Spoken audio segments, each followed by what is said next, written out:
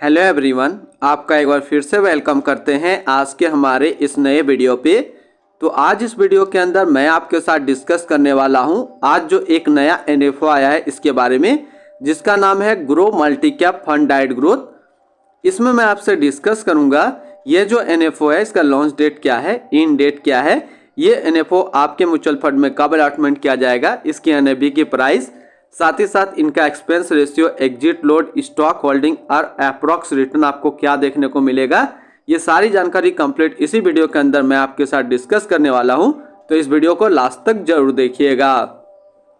Grow multi cap fund diet growth NFO ये एक equity NFO है जो कि मल्टी कैप कैटेगरी के अंदर रहेगा और ये काफी हाई रिस्क एनएफओ है। ये एनएफओ का जो लॉन्च डेट है वो है 26 नवंबर 2024 और इन डेट है 10 दिसंबर 2024। यानी कि अगर कोई इन्वेस्टर इस एनएफओ के अंदर इन्वेस्टमेंट करना चाहते हैं तो फिर वो इस टाइम पीरियड के बीच में अपना इन्वेस्टमेंट कर सकते हैं। ये एनएफओ आपके म्यूचुअल फंड के जो डैशबोर्ड में शो होगा वो शो होगा 17 दिसंबर 2024 के बाद। और जैसे कि न्यू फंड ऑफर का एनएबी रहता है 10 रुपया, इसमें भी सेम है। अगर आप इस तरीके का म्यूचुअल फंड रिव्यू देखना पसंद करते हैं तो एक हमारा मेन चैनल है जो कि अभी आपको स्क्रीन पे दिख रहा होगा, तो एक बार जरूर आप इस चैनल को विजिट कीजिएगा। इसमें मैंने काफ़ी अच्छे mutual fund review video upload करके रखा हूँ। इनकी एक्सपेंस रेशियो के ऊपर बात करें तो इनका एक्सपेंस रेशियो का डाटा अभी अवेलेबल नहीं है, लेकिन हम एक इसी तरीके का म्यूचुअल फंड को लेकर के इसकी डाटा निकालने की कोशिश करेंगे।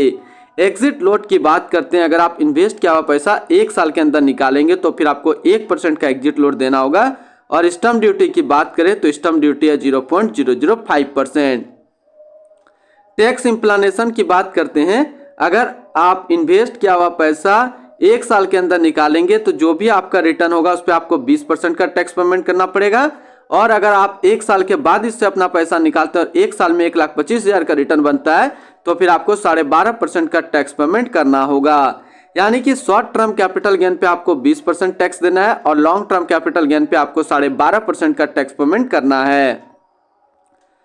अगर कोई इन्वेस्टर इस एनएफओ के अंदर इन्वेस्टमेंट करना चाहता है तो फिर मिनिमम लमसम या फिर एसआईपी दोनों आप 100 रुपया से स्टार्ट कर सकते हैं। इनकी fund house and investment objects की अगर बात करें तो grow mutual fund total assist पे इंडिया पे नंबर 41 पे रैंक करता है। इसका टोटल असिस्ट अंडर मैनेजमेंट है 857 करोड़ का। Grow multi cap fund diet growth ये एक इक्विटी म्यूचुअल फंड है जो कि लॉन्च किया गया ग्रो म्यूचुअल फंड की तरफ से। अनुपम तिवारी अभी इस फंड का करंट फंड मैनेजर है। इस फंड का करंटली असिस्ट अंडर मैनेजमेंट है 857 करोड़ का और लेटेस्ट ने भी है 10 रुपया। Grow multi cap fund diet growth ये एक काफी हाई रिस्क म्यूचुअल फंड है। इसमें मिनिमम एसआईपी अमाउंट 100 रुपया का सेट किया गया है और मिनिमम लमसम भी 100 रुपया का सेट किया गया है। अगर आप इन्वेस्ट किया हुआ पैसा 1 साल के अंदर निकालेंगे तो फिर आपको 1% का एग्जिट लोड देना होगा। और इसकी फंड बेंचमार्क की अगर बात करें तो इसका फंड बेंचमार्क है Nifty 500 multi cap 50:25:25 total return index. तो सबसे पहले अभी हमने डिस्कस किया grow multi cap fund NFO का ओवरव्यू। अब जो चीज़ें इसमें छूट रही है, जैसे इनका एक्सपेंस रेशियो क्या है, अप्रॉक्स रिटर्न और स्टॉक होल्डिंग, एक हम लोग इसी तरीके का म्यूचुअल फंड को लेकर के इसकी डाटा निकालने की कोशिश करते हैं। यहाँ पे जो हमने म्यूचुअल फंड सेलेक्ट किया है वो है Kotak multi cap fund diet growth, जो कि एक इक्विटी म्यूचुअल फंड है, मल्टी कैप कैटेगरी के अंदर है और ये काफ़ी हाई रिस्क म्यूचुअल फंड है। इसने पिछले 1 साल में जो रिटर्न दिया है वो रिटर्न है 41.63% का। और अगर 3 साल के रिटर्न के ऊपर बात करें तो 3 साल में 25.81% का रिटर्न है। और अगर एनुअल रिटर्न की बात करें तो इनका एनुअल रिटर्न है 23.99% का। तो ग्रो मल्टी कैप फंड को अगर देखें तो इसका जो एनुअल रिटर्न आपको देखने को मिलेगा लॉन्ग टर्म में वो 17 से लेकर के 19% के बीच में आपको एनुअल रिटर्न देखने को मिल जाएगा।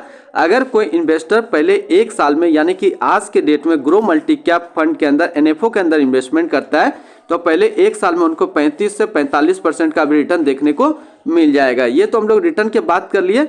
अब बात कर लेते हैं स्टॉक होल्डिंग आपको किन किन सेक्टर पे देखने को मिलेगा। तो इसको समझने के लिए इसकी इक्विटी सेक्टर एलोकेशन को देखते हैं। तो financial, technology, service, automobile, energy, others, consumer steps, construction और कैपिटल गुड्स, इन क्षेत्र में आपको स्टॉक होल्डिंग देखने को मिल जाएगा। और एक्सपेंस रेशियो की बात करें तो जैसे कि कोटक का जो एक्सपेंस रेशियो है कोटक मल्टी कैप फंड का वो है 0.38% का, तो आपको ग्रो में जो देखने को मिलेगा वो इनसे थोड़ा सा ज़्यादा 0.4 से लेकर के 0.5% के बीच में आपको एक्सपेंस रेशियो देखने को मिलेगा। तो आज इस वीडियो के अंदर मैंने आपके साथ डिस्कस किया grow multi cap fund NFO का ओवरव्यू। फिर मिलते हैं हम लोग नेक्स्ट को इस तरीके का वीडियो की अच्छी जानकारी को लेकर के।